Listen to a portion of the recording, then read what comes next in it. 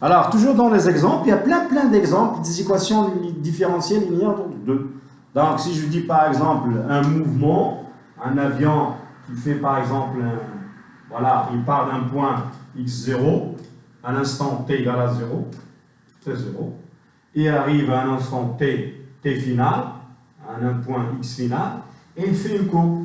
Alors, si je vous dis par exemple que l'avion fait par exemple voilà. L'avion, il fait par exemple ce mouvement, ce chemin-là. Donc, je vous donne l'équation différentielle de y de t. Ça, c'est y de t. C'est à vous de chercher y de t. Par exemple, vous dites y seconde de t égale, voilà, égale à 2t, y prime, moins, je ne sais pas, moins 3t, voilà. Ça peut être par exemple l'équation de cette courbe. C'est à vous de trouver le chemin. Avec les conditions initiales, hein, T0, X0, et les conditions finales. Donc, on va parler aussi des conditions initiales. Donc, vous avez vu à peu près les exemples des équations différentielles d'ordre 2. Alors, s'il vous plaît, si je vous donne par exemple ici 2t, y seconde égale 3y', alors dites-moi, est-ce que c'est une équation linéaire, différentielle, linéaire d'ordre 2? Ici, je ne peux pas dire ça, parce que je ne sais pas, parce que j'ai un problème ici. De t, je ne peux pas diviser par t, parce que je ne sais pas si 2t est différent de 0.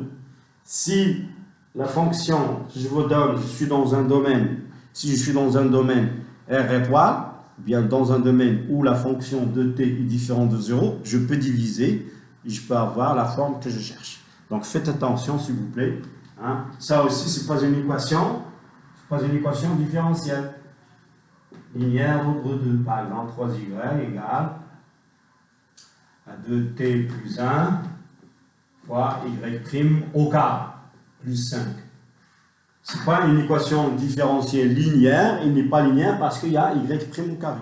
C'est ça qui donne le problème, qui fait le problème. Donc maintenant, je vais vous donner à peu près les exemples. Vous avez bien compris c'est quoi la définition et c'est quoi la forme générale d'une équation linéaire, différentielle linéaire d'ordre 2. Alors maintenant, bien sûr, on va parler d'une équation différentielle, d'accord? D'une équation différentielle avec les conditions initiales, d'accord? Avec les conditions initiales. Donc, c'est ce qu'on appelle le problème de Cauchy. Le problème de Cauchy. Problème de Cauchy. On a déjà vu le problème de Cauchy pour les équations différentielles d'ordre 1. Là, maintenant, on va voir de la même façon le problème de Cauchy pour les équations. Problème de Cauchy pour les équations différentielles d'ordre 1. Problème de Cauchy. Alors, le problème de Cauchy, toujours lui, vient le théorème de Cauchy. Hein.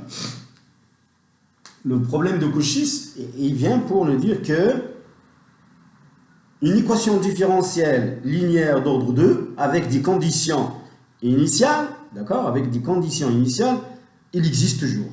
Ça veut dire un problème, avec les conditions initiales, admet toujours une solution. Donc voilà, soit, voilà le problème de Cauchy, donc, soit, mettons, soit, on prend, soit le triplet, si vous voulez, T0, l'instant T0, X0, X'0, je vais l'appeler X'0, bien on va travailler avec Y'0, un triplet, d'accord, des valeurs donc, qui appartiennent à R au carré, par exemple, ou bien qui appartiennent à R au cube, des valeurs, ou bien C au cube, si on travaille dans C, d'accord. Alors, qu'est-ce qu'il dit Cauchy? Alors, le problème suivant, d'accord? Le problème, une équation différentielle, y seconde égale à AY prime plus BY plus C, D'accord? L'équation différentielle E, munie de la condition des conditions initiales, ça veut dire avec x, avec y de t0, y au point t0 égale à y0, et la dérivée du y au point t0 aussi égale à y'0. Donc, alors c'est quoi ce problème-là? On a trois conditions. Hein? On a l'équation, on a le problème de Cauchy, il consiste à une équation différentielle. Y seconde égale à y' plus by. Puis, la solution, il dit bien, le problème de Cauchy, la solution de cette équation vérifie les conditions initiales. Il vérifie que y au point t0 égale à y0. Et la dérivée de y au point t0 égale à y'0. Alors, ce problème-là admet une solution unique. Toujours la solution existe et la solution, elle est unique. Ça veut dire quoi? Dans notre terme, si je vous donne trois valeurs, T0, aléatoire, T0, un temps, T0, un point de départ, Y0, et bien sûr une valeur initiale de la dérivée, une valeur Y'0, alors je peux dire qu'il existe toujours une solution d'une équation différentielle E qui vérifie avec les conditions suivantes. Avec y au point t0 égale à y0, y' de t0 égale à y'0. Donc ça, on l'appelle le problème de Cauchy. D'accord? Le problème de Cauchy. Alors ce problème-là admet une solution. Je vais l'écrire en noir. Admet une solution unique. Admet une solution unique. Alors, la démonstration de théorème, ici, on suppose, nous les mathématiciens, et même les chercheurs, que le théorème, c'est un théorème admis. Il est admis, ça veut dire on suppose que le théorème, il est prouvé, il est admis, et on va le prouver à travers les simulations, à travers les exemples. Donc, la démonstration, elle est admise. Donc, j'espère que vous avez bien compris c'est quoi le problème de Cauchy. C'est que je vous donne 3 points. Vous pouvez toujours trouver une solution à votre équation différentielle avec les points, avec les conditions suivantes. D'accord? Bien. Alors maintenant, on va parler, comme on l'avait fait l'autre jour, pour passer étape par étape à la résolution. Donc, on va parler tout d'abord, c'est quoi la définition d'une équation homogène. Donc, vous savez, c'est quoi une équation homogène? C'est l'équation sans second nombre. D'accord? C'est l'équation sans second nombre. Alors, l'équation homogène. L'équation linéaire d'ordre 2, homogène. Ou bien sans second nombre. Homogène.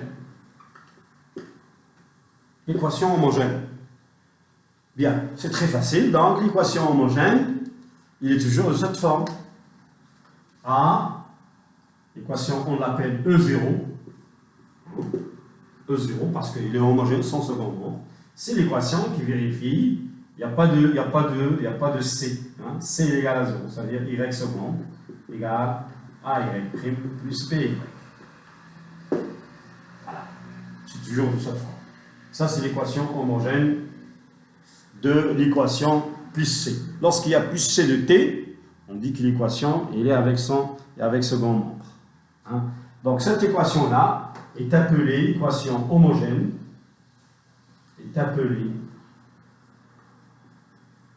l'équation homogène